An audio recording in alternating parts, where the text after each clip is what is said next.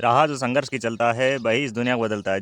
जिसने जीती है रातों से जंग, वही सुबह सूर्य बनकर निकलता है। आइए दोस्तों, आज की क्लास को सबसे पहले स्टार्ट करते हुए ये वादा करते हैं हम, जो शिक्षण अभिरुचि की जो भी क्लास है, आपके सामने जो भी इंपॉर्टेंट क्वेश्चन है आज इस वीडियो में बताने वाला हूँ।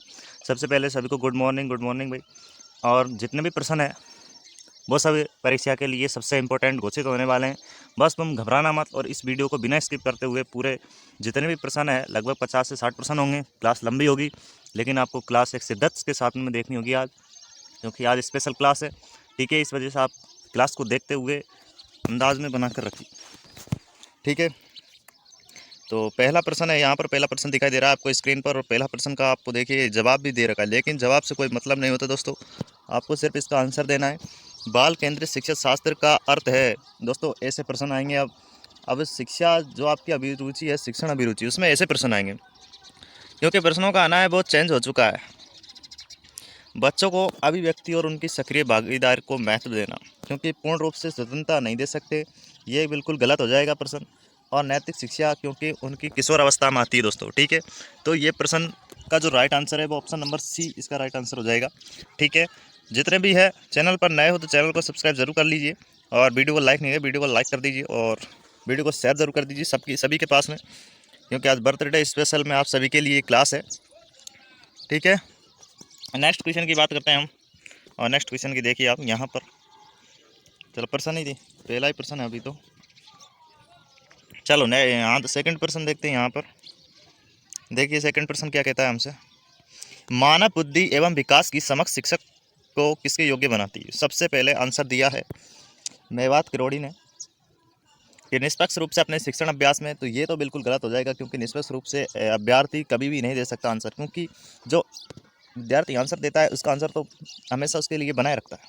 ठीक है, तो विविध विद्यार्थियों के शिक्षण के बारे में स्पष्टता होनी चाहिए, यानी कि विद्यार्थी का लेवल क्या है इसी के बारे में उसे चर्चा होनी चाहिए। तो विविध विद्यार्थियों के शिक्षण के बारे में स्पष्ट होगी तभी वो आंसर दे पाएगा। ठीक है, नेक्स्ट प्रश्न की बात करते हैं, और नेक्स्ट प्रश्न क्या है हमारा, सीखने का वह मॉडल जो बच्चों की सृजनात्मक को उत्प्रेरित करता है,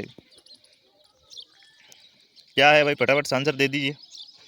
हाँ, सीखने का मॉडल क्या जो बच्चों की सृजनात्मक को उत्प्रेरित करता, रचनावादी मॉडल है क्या, बैंकिंग मॉडल है क्या? बिल्कुल गलत हो जाएगा दोनों, इनमें से कोई हो ही नहीं सकता।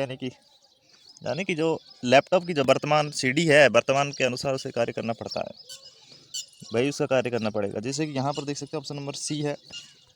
ठीक है, ऑप्शन नंबर सी की बात करता हूँ मैं, और नेक्स्ट प्रश्न है, हाँ क्वेश्चन नंबर 4 है, प्राथमिक स्तर पर एक शिक्षक में निम्न में से किस में सबसे बड़ी एक महत्वपूर्ण योग्यता होनी चाहिए, विशेषता होनी चाहिए? सिंपल सा आंसर बता दीजिए।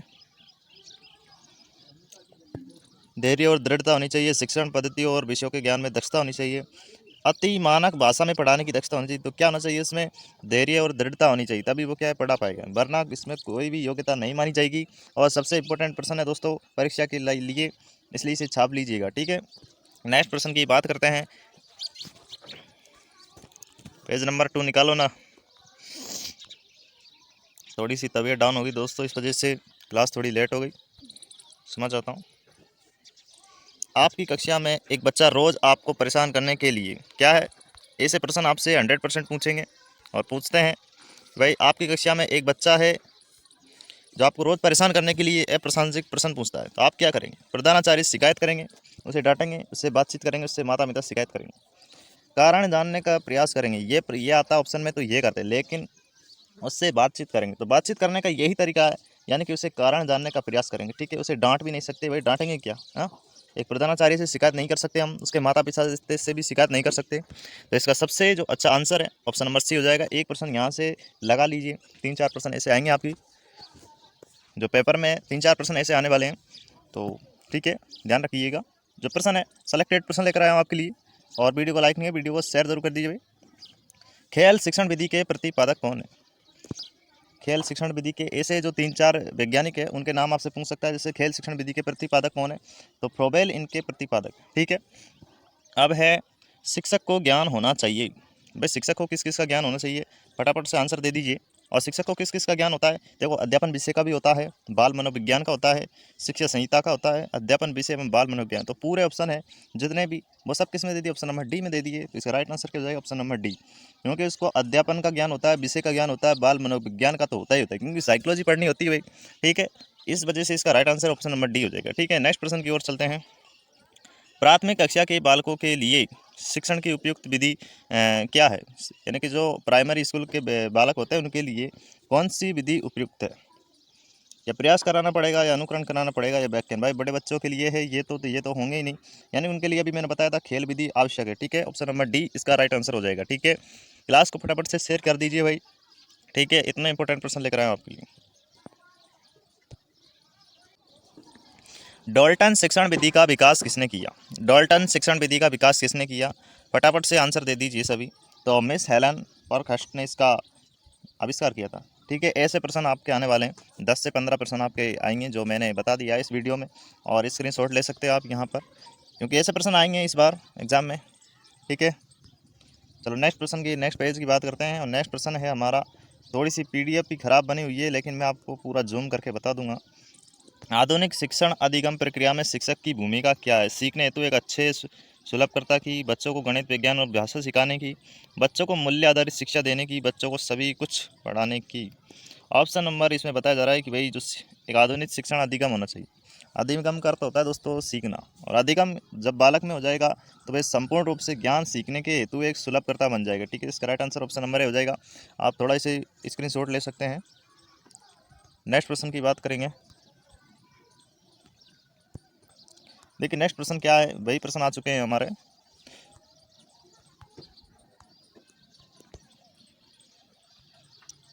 बालक पर वातावरण का क्या प्रभाव पड़ता है?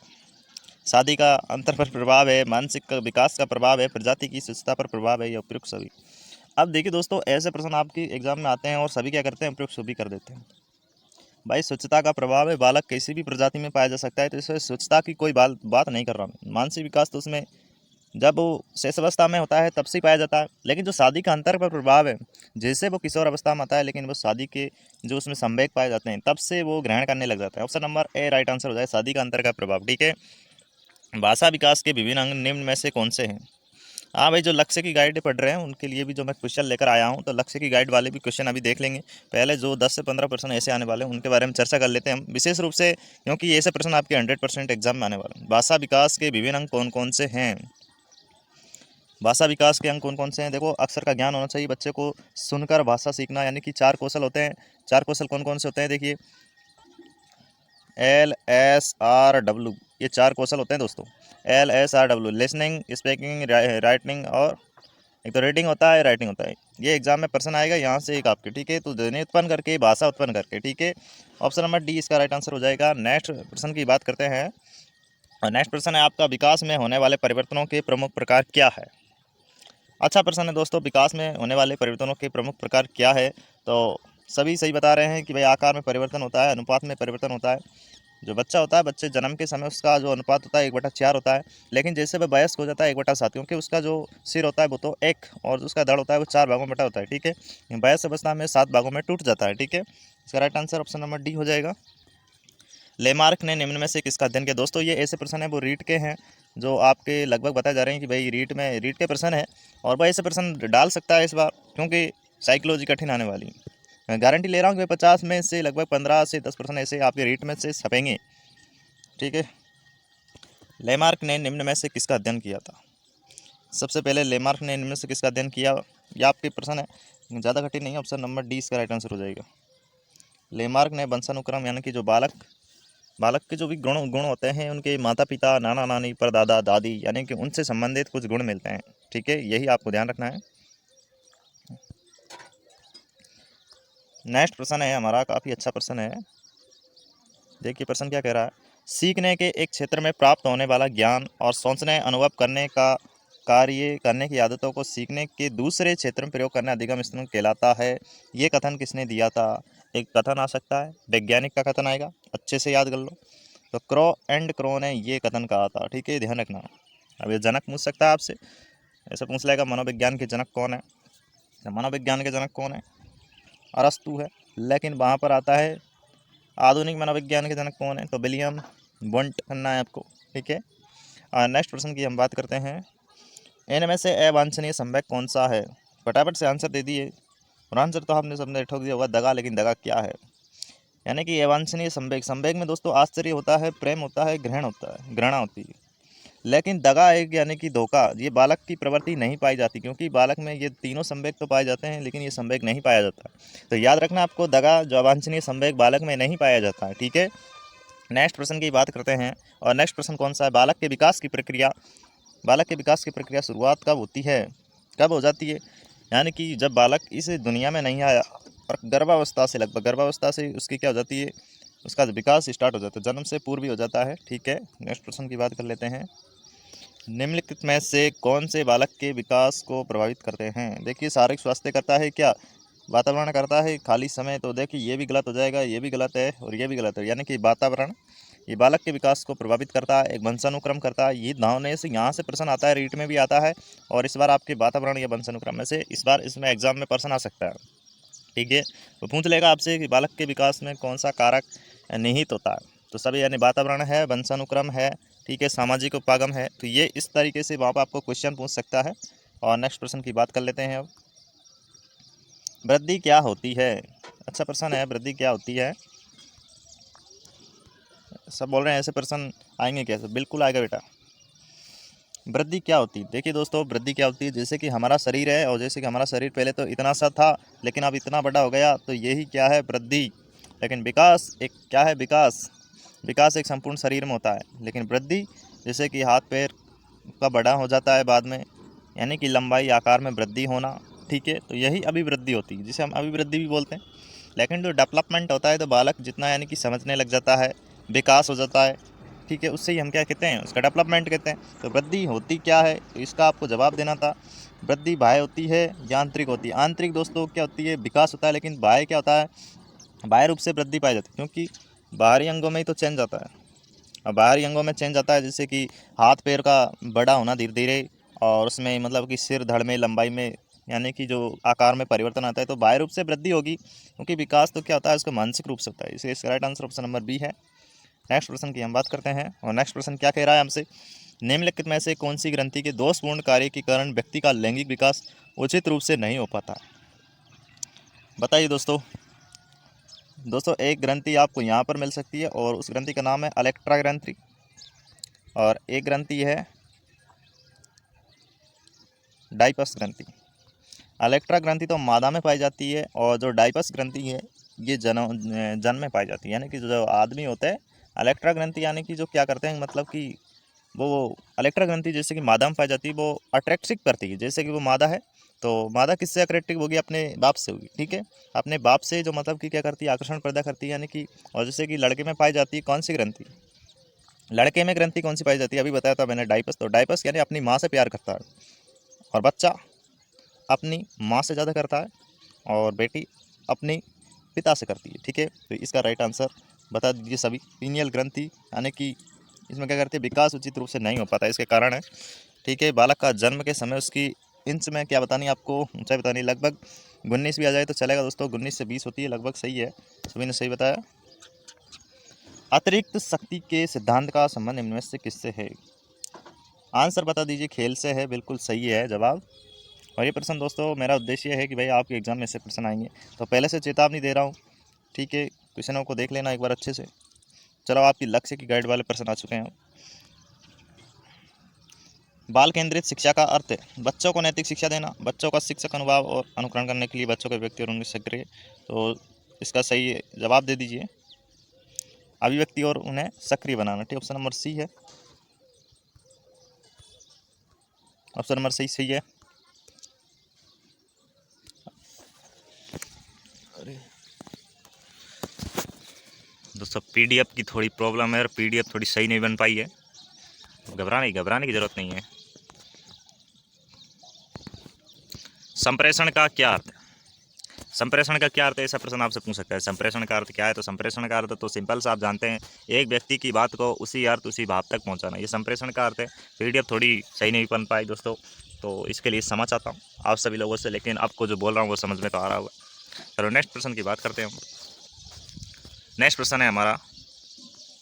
चलो नेक्स्ट प्रश्न क्या है, तो इधर सर करें ना, सरता नहीं है यार, क्या करूँ।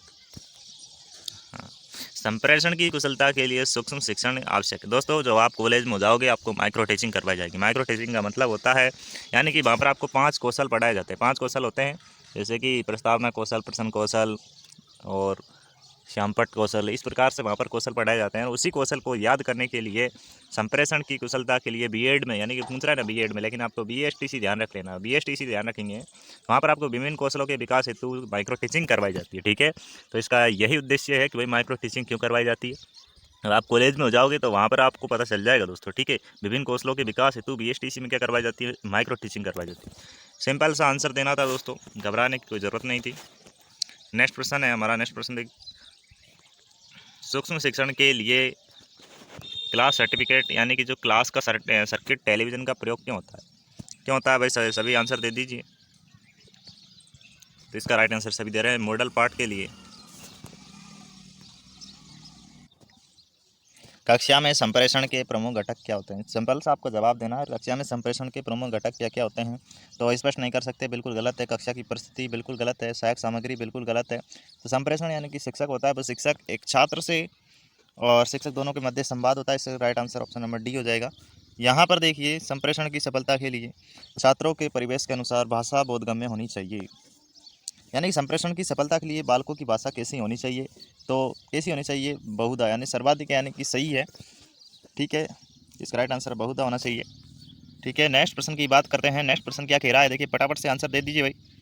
यदि छात्र आपकी बात समझ नहीं पा रहे हैं तो आप क्या करेंगे, क्या करेंगे भाई, उन्हें हाल पर छोड़ देना, आप छात्रों पर दोहरान करेंगे, अन्य विधि समझाने का प्रयास करेंगे, उदाहरण एवं सरल सुभाग्य यानी कि उदाहरण देकर समझाएंगे। इसका right answer option number D हो जाएगी। ऐसे प्रश्न आएंगे आपके 3-4 प्रश्न, यानी कि 5 से 6 प्रश्न ऐसे आने वाले हैं।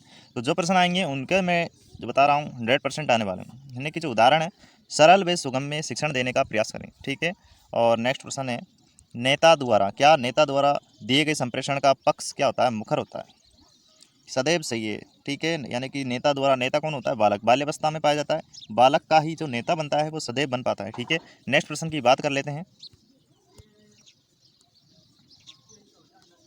चलो नेक्स्ट प्रश्न की बात करते हैं, और नेक्स्ट प्रश्न क्या है हमारा। ठीक है, नेक्स्ट प्रश्न है, छात्रों को अध्ययन की ओर ले जाने के लिए अध्यापक का कर्तव्य क्या है। छात्रों को अध्ययन की ओर ले जाने का अध्यापक का कर्तव्य क्या है, उन्हें पुरस्कृत करे, प्रशंसा करे, दंडित करे, उन्हें प्रेरित करे। सभी का सही आंसर था, उन्हें पुरस्कृत करना चाहिए, क्योंकि वो छात्र तभी पढ़ पाएंगे, उन्हें आप जो कुछ बैठ देंगे, उपहार देंगे, तभी वो उत्साहित होंगे और बढ़ने के लिए। ऑप्शन नंबर ए सही हो जाएगा। एक शिक्षक अपने व्यवसाय में सफलता का मूल मंत्र क्या बताइए। एक शिक्षक अपने व्यवसाय में सफलता का मूल मंत्र क्या है। व्यवसाय के क्वेश्चन पार्ट से क्वेश्चन है। आर्थिक रूप से संपन्न होना चाहिए, विषय वस्तु का ज्ञान होना चाहिए, उसके स्वभाव में मधुरता होनी चाहिए, अभिव्यक्त करने की क्षमता होनी चाहिए। क्या है, तो उसमें अभिव्यक्त करने की क्षमता होनी चाहिए। ठीक है, यही इसका सही है। हाँ, फटाफट से आंसर दिया, बहुत बहुत धन्यवाद आपका। हाँ, नेहरू जी बाड़मेर से। हाँ, नेक्स्ट प्रश्न है, और नेक्स्ट प्रश्न की हम बात करेंगे।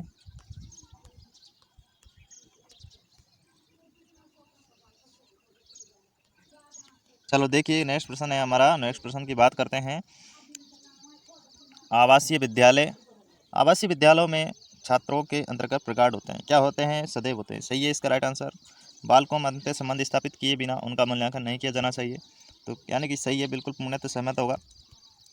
अध्ययन के साथ साथ अध्यापन का एक दायित्व जो अभिभावक का संपर्क करना चाहिए, करना चाहिए क्या, अध्यापन से अध्यापक का एक दायित्व अभिभावकों से संपर्क करना चाहिए, तो बिल्कुल सही है, बहुधा। एक बालक अपने सगे भाई से द्वेष करता है क्योंकि भाई बहुत महंगा भी है, मेरा भाई छोटा है, माता पिता से अधिक प्यार करते हैं, बालक की प्रवृत्ति द्वेष करने की होती है, बिल्कुल सही है। ठीक है, नेक्स्ट नेक्स्ट है, चलो ठीक है। बालक के उन्नयन व विकास में सर्वाधिक भूमिका होती है, किसकी होती है, एक समर्पित शिक्षक की होती है। ठीक है, नेक्स्ट प्रश्न है, यदि छात्रावास में कुछ छात्रों द्वारा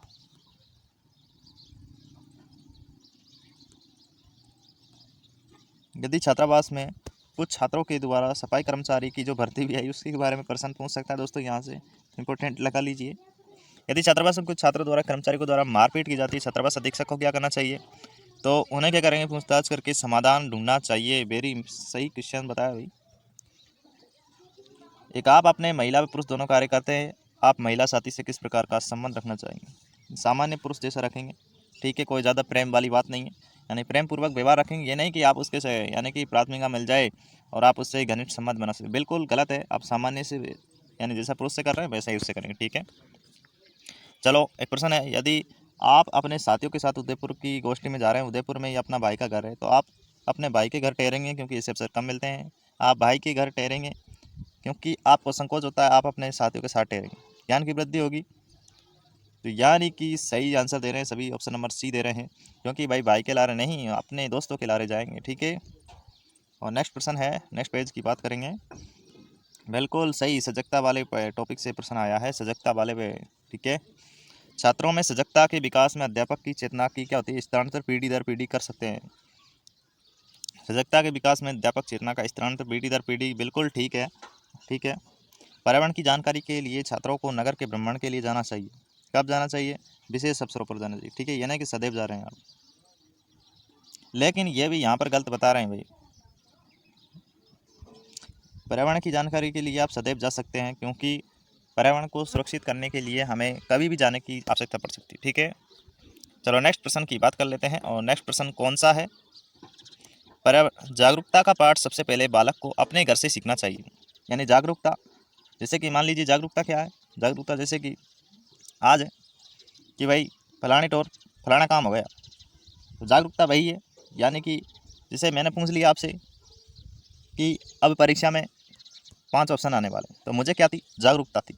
तो इसी तरह के आपको जागरूकता होनी चाहिए, और जागरूकता का पाठ अपने बालक को अपने घर से सीखना चाहिए। तो शायद और आवश्यकता नहीं, दोनों गलत है। बिल्कुल ठीक तो नहीं कह सकते, लेकिन ठीक क्यों नहीं कह सकते? क्योंकि बालक को अपने माता पिता के द्वारा जो ज्ञान होता है लगभग सही मिल जाता है, इस वजह से इसका आंसर बिल्कुल ठीक हो जाएगा। एक शिक्षक के नाते आप सामाजिक कुरीतियों को कैसे दूर कर सकते हैं? जनचेतना का प्रयास करेंगे, समाज सुधार का संकल्प लेंगे, पोस्टर द्वारा प्रचार करेंगे। तो ये तो गलत हो जाएगा, बिल्कुल पोस्टर द्वारा प्रचार करेंगे, ये भी गलत है।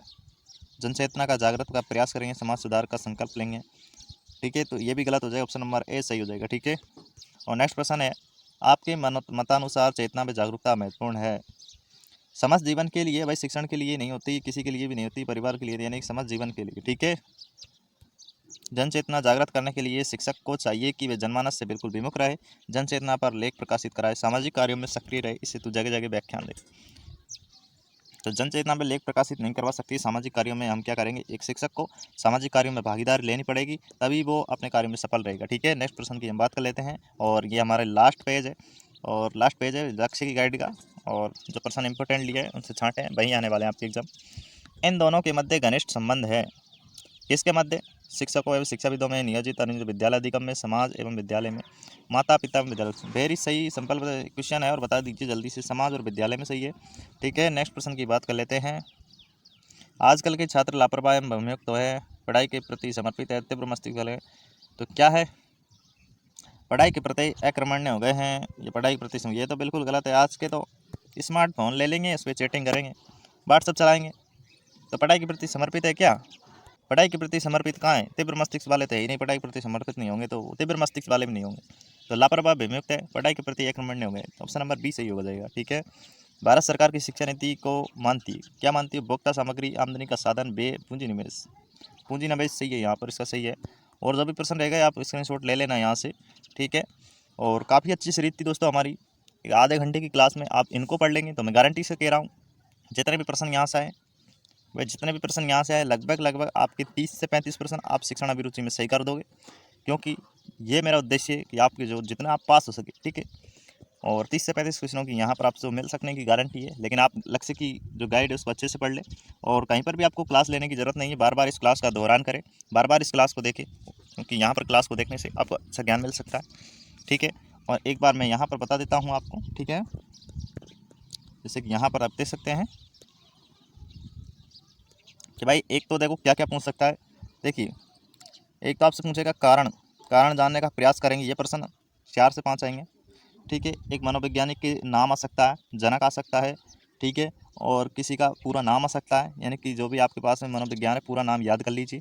और जो भी किताबें हैं उन किताबों को आप जानकारी से देख लेंगे तो अच्छा रहेगा, क्योंकि किसी भी किताब का पूरा नाम पूछ सकता है, वैज्ञानिक की किताब का नाम पूछ सकता है इस बार। तो पेपर तो है वो टफ आने वाला है, ये आपको पता लग गया होगा, क्योंकि जीके रीजनिंग ये सब सिंपल आएगी, लेकिन जो साइकोलॉजी है वो सबसे टफ आने वाला है। तो क्लास को बार बार देखने का प्रयास करें, ठीक है। मेरी तो यही राय है कि आप 30 से 35 क्वेश्चन लगभग इस अनुसार आप पढ़ेंगे तो आपके 100% हो जाएंगे। लेकिन आप जैसे आपने शुरुआत से मेहनत की है, लेकिन 15 से 20 के दिन आप कर रहे हैं मेहनत, तो 30 से 35 के मध्य आप सही कर पाओगे, ठीक है। हम मिलते हैं नेक्स्ट वीडियो में। और आपने इतना प्यार दिया इस वीडियो को, और वीडियो को अच्छी लगी तो वीडियो को शेयर जरूर करना, ठीक है। धन्यवाद।